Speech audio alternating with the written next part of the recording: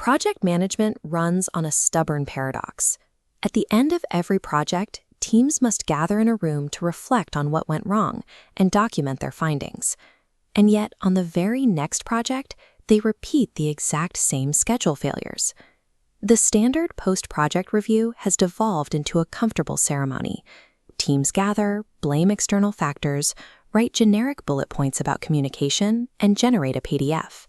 It is an exercise in soft skills, entirely disconnected from structural schedule analysis.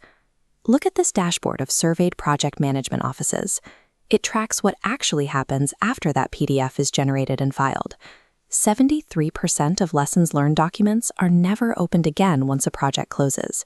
Even worse, 0% of surveyed PMOs could point to a single lesson that changed how the subsequent schedule's baseline was actually built. Producing a document that nobody reopens fails to record learning. It merely memorializes a mistake you are going to repeat. Failing to learn from past projects is a system design failure, not a lack of documentation. This diagram outlines the divergence between a conventional review process and a rigorous one. The path on the left relies on guessing root causes and filing a document. It operates on the hope that better communication will somehow prevent the same variance.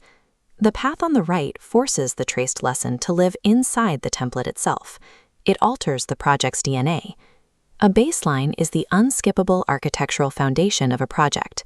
It establishes the default activities, logic, and durations that govern the team's starting point. If your review process produces a document instead of a changed baseline template, it produced absolutely nothing of value. Take the Solera Aerospace satellite deployment program. It finished 9 weeks late. During a 90-minute retrospective, the team reached a consensus.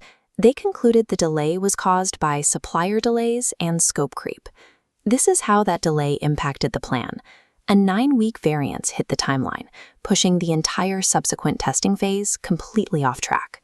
8 months later, the follow-on program hit an identical 9-week slip in the exact same testing phase.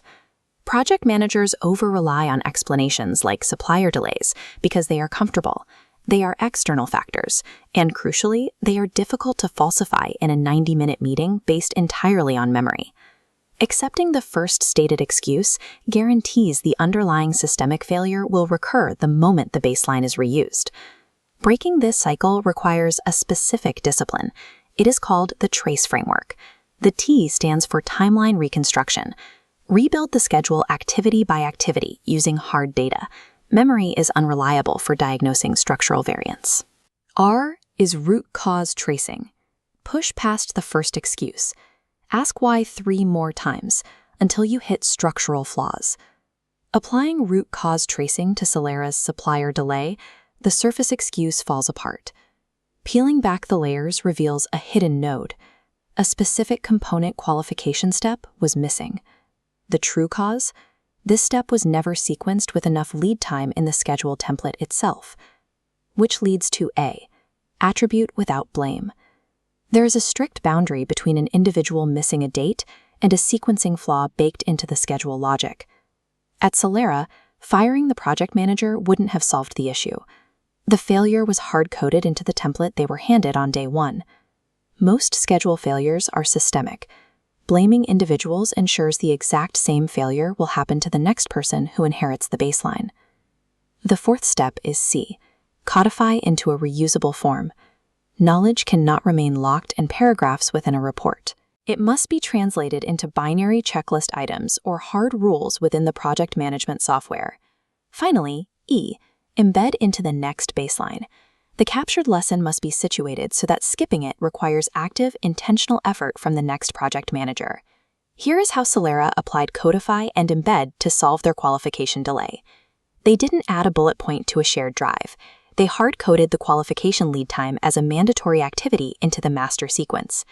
Because of this structural change, the next program built from this template hit its testing phase exactly on schedule. A piece of operational knowledge is only useful when it is engineered directly into the default starting point of the next project. This dashboard shows Solera Aerospace's operational metrics after adopting the TRACE framework. They recorded an 81% reduction in repeat schedule variances, driven by 6 direct template changes. But the most important metric is the 0. 0 lessons learned PDFs filed without a matching structural change attached. This discipline applies everywhere. The TRACE checklist requires that near misses on successful projects be reviewed with the exact same rigor as failed ones, because a near miss unexamined is a future failure waiting for worse luck. This is why searchable lessons learned repositories fail by design. They rely on someone remembering to search them while operating under pressure. The ultimate rule for project management offices is this: the best lesson is one the next team simply cannot avoid. So audit your own last 2 projects. Check whether repeat delays in similar phases were caused by lessons that never left the PDF they were written in. If it didn't change a template, a rule, or a checklist, it wasn't a learned lesson. It was just typing.